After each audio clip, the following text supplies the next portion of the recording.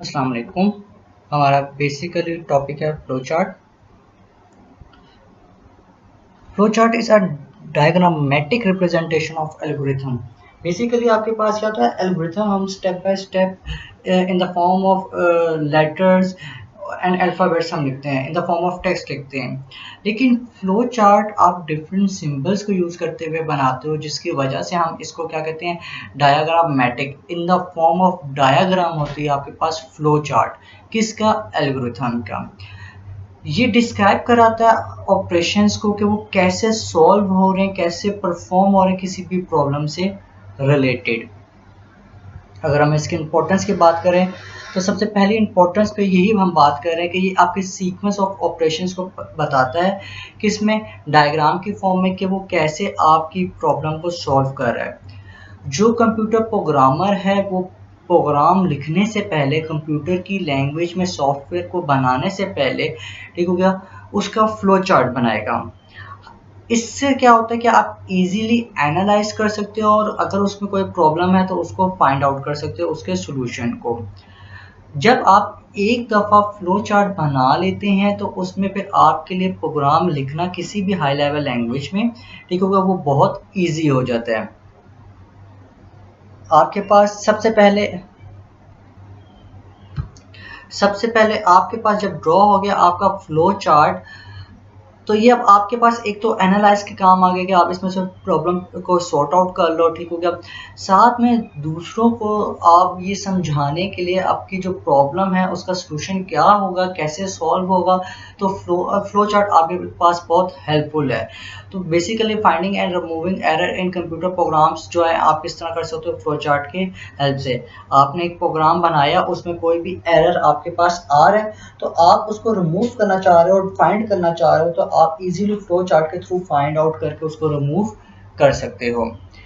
इसमें कुछ इन्वॉल्व होते हैं हमारे स्टेप्स, जो कि आपके पास कोई भी डेवलपर है, चाहे वो आपके पास किसी भी प्रॉब्लम का एल्गोरिथम बना रहा है किसी भी प्रॉब्लम का फ्लो चार्ट बना रहा है, उसको ये दोनों चीज़ें बनाने से पहले आइडेंटिफाई करनी है फोर्थ थिंग्स, जिनमें आपके पास पहले क्या इनपुट क्या होगी आपके पास फ्लो चार्ट की, आपके पास प्रोसेसिंग क्या होगी, कौन सा एक्शन परफॉर्म करना है, उस पर कोई डिसीजन मेकिंग है या नहीं है, डिसीजन मेकिंग का प्रोसेस, और फ्लो चार्ट आपको क्या आउटपुट देगा। ये चारों चीज़ें हम ऑलरेडी एल्गोरिथम में डिस्कस कर चुके हुए हैं। यही चीज़ें आपके पास फ्लो चार्ट भी रिक्वायर्ड है, फ्लो चार्ट बनाने के लिए रिक्वायर्ड है बेसिकली। सबसे पहली चीज़ की बात करते हैं इनपुट। जो डेवलपर है फ्लो चार्ट का, उसको सबसे पहले पता होना चाहिए आपकी फ्लो चार्ट की इनपुट क्या है। जब उसको प्रॉब्लम स्टेटमेंट, कोई भी प्रॉब्लम बताई जाती है, इट्स मीन उसी प्रॉब्लम स्टेटमेंट के अंदर ही आपकी इनपुट भी मौजूद है। फॉर एग्जाम्पल, आपके पास एक प्रॉब्लम है जिसमें आपने कन्वर्ट करना है टेम्परेचर को फ्रॉम फ़ारेनहाइट टू सेल्सियस। तो यहाँ पे आपके पास फ़ारेनहाइट होगा तो आप कन्वर्ट करोगे सेल्सियस में। इट्स मीन के फ़ारेनहाइट आपके पास क्या है, यहाँ पर इनपुट है। नेक्स्ट स्टेप आपके पास प्रोसेसिंग आता है। प्रोसेसिंग बेसिकली आपके पास फ्लो चार्ट में डिसाइड करा होता है कि कौन से तरह की आपने कैलकुलेशन परफॉर्म करनी है, या कौन सा फॉर्मूला आपके पास यूटिलाइज हो रहा है जिसके थ्रू आप क्या करो, अपनी रिक्वायर्ड आउटपुट या रिक्वायर्ड रिजल्ट ऑब्टेन कर रहे हो, ठीक हो गया। तो फॉर एग्जांपल आपके पास, आपने किसी भी ट्रायंगल का एरिया फाइंड आउट करना है, तो उसके लिए आपके पास ऑलरेडी एक फार्मूला गिवन है जो कि है area is equal to base multiply by height divided by 2। तो ये बेसिकली इसकी क्या है, प्रोसेसिंग है। तो जो भी एक्शन है या कैलकुलेशन है या जो भी आपका फार्मूला है वो किस में आएगा, आपके पास प्रोसेसिंग में आएगा। नेक्स्ट इसी में चीज़ आपके पास आ जाती है डिसीजन मेकिंग। डिसीजन आपके पास बेसिकली क्या होता है, ये बता रहा होता है जो आपके पास फ्लो चार्ट का कंट्रोल है, ठीक है। अब वो कौन सा एक्शन परफॉर्म करेगा, या जो भी आपके पास प्रॉब्लम है उसका जो सोल्यूशन है, ठीक हो गया। अब उसमें सिंबल्स जो यूज़ हो रहे हैं, कौन से एक्शन के बाद या कौन से स्टेप के बाद कौन सा स्टेप परफॉर्म होगा। अब तीन तरह के डिसीजन होते हैं आपके पास। एक सीक्वेंस होता है, जैसे 1 2 3 4 5, ये एक सीक्वेंस है। रेपिटिशन होता है एक चीज बार बार करना, रिपीट में करना, लूप में करना, ठीक हो क्या। तो बेसिकली जैसे डेली बेसिस में 8 o'clock आपने स्कूल आना है, तो ये एक लूप में काम हो रहा है, रेपिटिशन में काम हो रहा है।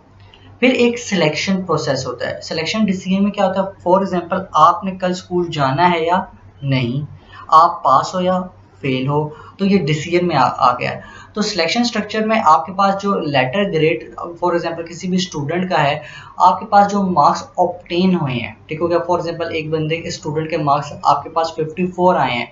अब आपके पास कोई ना कोई क्राइटेरिया होगा जिसके ज़रिए से आप चेक करोगे कि वो 54 मार्क्स जो उस स्टूडेंट ने लिए हैं वो पास है या फेल है या उसका क्या ग्रेड है।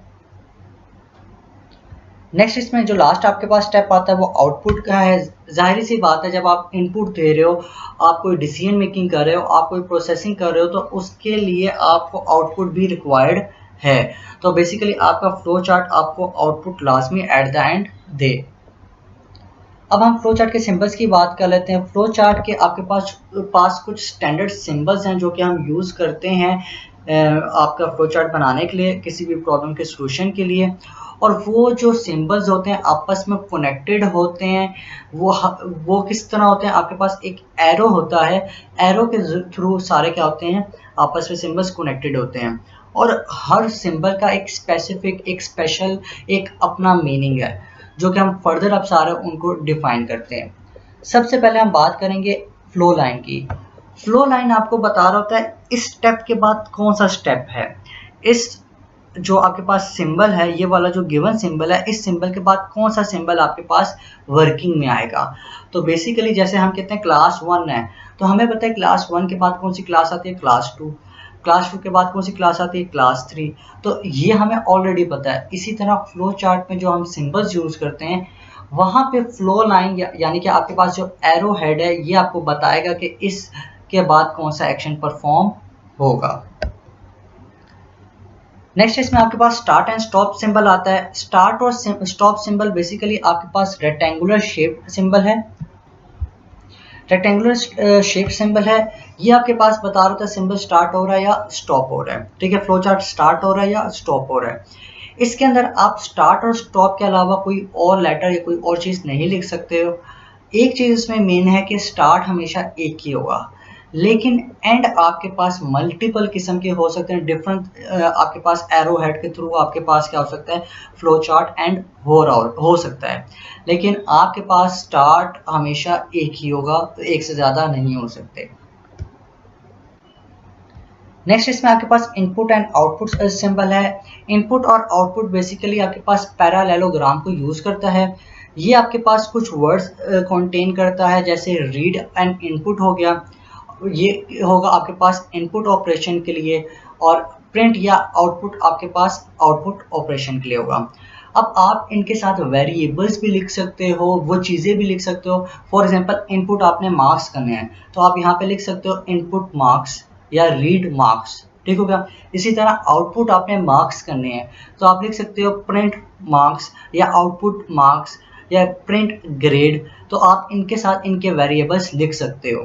लेकिन स्टार्ट एंड स्टॉप में सिर्फ हम स्टार्ट लिखेंगे या स्टॉप लिखेंगे और कोई चीज़ नहीं मेंशन करते।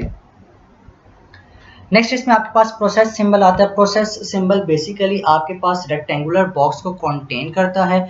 ये डाटा की प्रोसेसिंग के लिए यूज़ होता है। आप इसके अंदर अपना कोई ना कोई वो ऑपरेशन लिखोगे या इक्वेशन लिखोगे। ठीक हो गया। फॉर एग्जांपल आपने लिख दिया sum is equal to a plus B, तो ये किस पे चला गया, प्रोसेसिंग में चला गया। ठीक हो गया। या आपके इज इक्वल टू 1 इनिशियलाइज भी कर सकते हो कि कौन सी वैल्यू कहाँ से स्टार्ट हो रही है। नेक्स्ट आपके पास डिसीजन होती है। डिसीजन के लिए आप डायमंड शेप सिंबल यूज़ करते हो। ठीक है, ये किसी ना किसी कंडीशन के बेस में आपके पास वर्क करता है। अगर तो आपके पास कंडीशन ट्रू होगी, तो इसका मतलब ये येस वाले पाथ को फॉलो करेगा। इसमें से दो ही पाथ निकलते हैं, एक येस का और एक नो का। अगर ट्रू है तो आपके पास क्या होगा कि ये येस को फॉलो करेगा। अगर फॉल्स है तो ये किसको फॉलो करेगा, नो को करेगा। अगर आप येस और नो नहीं लिखना चाहते, तो उसकी जगह आप ट्रू और फॉल्स भी यूज़ कर सकते हो। लास्ट में आपके पास कनेक्टर आ जाता है। कनेक्टर बेसिकली यूज होता है जब आपके पास डिफरेंट आपने parts of symbols flow chart के कनेक्ट करने हैं इकट्ठे, तो आप वहाँ पे क्या यूज कर लोगे, कनेक्टर। अगर सेम पेज है तो ऑन पेज कनेक्टर है जो कि फर्स्ट वाला है, अगर न्यू पेज है तो आप ऑफ पेज कनेक्टर यूज करोगे।